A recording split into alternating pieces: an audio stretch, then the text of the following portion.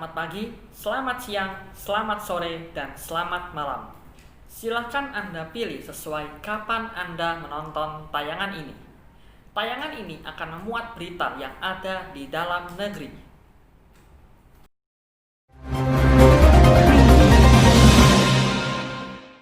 Berita utama. Kejaksaan Agung Republik Indonesia telah menetapkan 5 tersangka atas dugaan korupsi PT Asuransi Jiwasraya. Korupsi ini melibatkan direktur utama serta direksi keuangan. Kerugian negara ditaksir mencapai 16,81 triliun. Bagaimanakah korupsi bisa terjadi di dalam Jiwasraya? Apa yang jadi sebenarnya? Marilah kita saksikan tayangan berikut.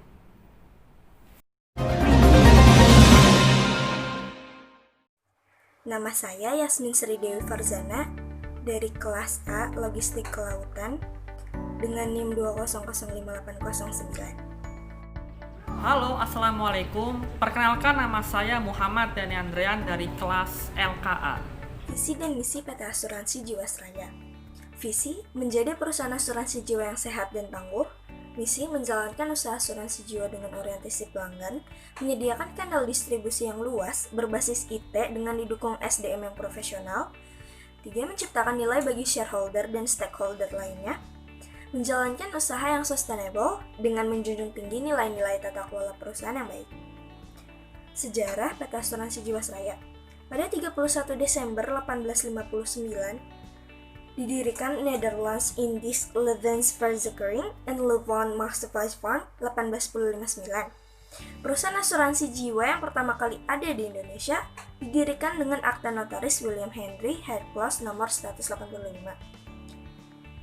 NILLMIJ Van 1859 dinasionalisasi dengan merubah namanya menjadi PT Perusahaan Pertanggungan Jiwa Sejahtera. Itu pada 17 Desember 1960. Nah, pada 1 Januari 1961, 9 perusahaan asuransi jiwa milik Belanda dengan inti NILLMIJ Van 1859 dilebur menjadi perusahaan negara asuransi jiwa Eka Sejahtera. Pada 1 Januari 1965, berubah nama menjadi perusahaan negara asuransi jiwa Jasa Sejahtera. Pada 1 Januari 1966, perusahaan negara yang baru bernama Perusahaan Negara Asuransi Jiwasraya yang merupakan peleburan dari Perusahaan Negara Asuransi Jiwa Jasa Sejahtera. Integrasi PT Pertanggungan Jiwa Dharma Nasional dengan Perusahaan Negara Asuransi Jiwasraya. Perusahaan Negara Asuransi Jiwasraya berubah status menjadi perusahaan perseroan asuransi Jiwasraya sehingga menjadi PT Asuransi Jiwasraya. Lalu pada 14 Juli 2003, Akta Perubahan Notaris Sri Rahayu H. Prasetyo nomor 3 tanggal 14 Juli 2003 menjadi PT Asuransi Jiwasraya Persero. Oke teman-teman, sekarang kita masuk ke bagian kronologi bahwa PT Asuransi Jiwasraya telah bermasalah sejak lama. Bahkan pada tahun 2007, Badan Pemeriksa Keuangan mengeluarkan keterangan disclaimer pada perusahaan ini karena menyajikan informasi perusahaan yang tidak sesuai dengan fakta. Lalu pada tahun berikutnya, PT Asuransi Jiwasraya mengeluarkan kebijakan JS Saving Plan yang kemudian terindikasi bermasalah. Meskipun pada tahun-tahun berikutnya sempat membaik, namun pada tahun 2019 isu korupsi pada Jiwasraya kembali mencuat setelah Menteri BUMN menyatakan ada indikasi kecurangan. Lalu pada saat itu juga Kejaksaan Agung mengeluarkan pendapat bahwa PT Asuransi Jiwasraya kurang berhati-hati dalam berinvestasi. Lalu pada tahun 2020, Badan Pemeriksa Keuangan kembali menyimpulkan bahwa telah terjadi rekayasa akuntansi pada laporan keuangan PT Asuransi Jiwasraya yang kemudian terindikasi merugikan negara, sehingga Kejaksaan Agung mengeluarkan peringatan dan penyidikan atas kasus ini serta mencekal mantan direksi utama serta direksi keuangan dari PT Asuransi Jiwasraya. Dan pada tahun berikutnya pada tahun 2020 akhirnya Direktur Utama dan Direksi Keuangan PT Asuransi Jiwasraya dinyatakan bersalah atas kasus dugaan korupsi PT Asuransi Jiwasraya karena menyelewengkan dana sehingga perusahaan mengalami kerugian dan terjadi kasus gagal bayar perusahaan. Pendekatan teori untuk kasus PT Asuransi Jiwasraya itu adalah pengawasan dan pengendalian.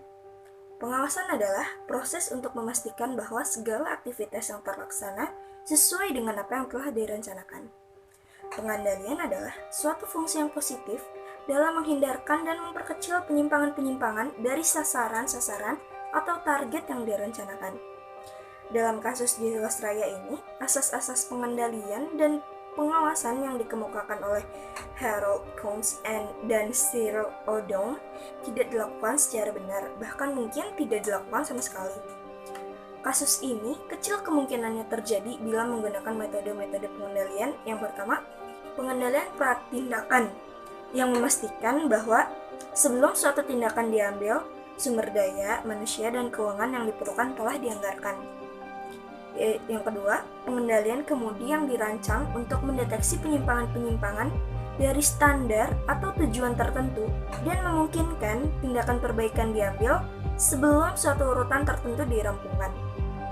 Yang ketiga, pengendalian penyaringan merupakan proses di mana aspek-aspek spesifikasi dari suatu prosedur harus disetujui atau syarat tertentu harus dipenuhi sebelum kegiatan dapat dilanjutkan. Yang keempat, pengendalian purna tindakan.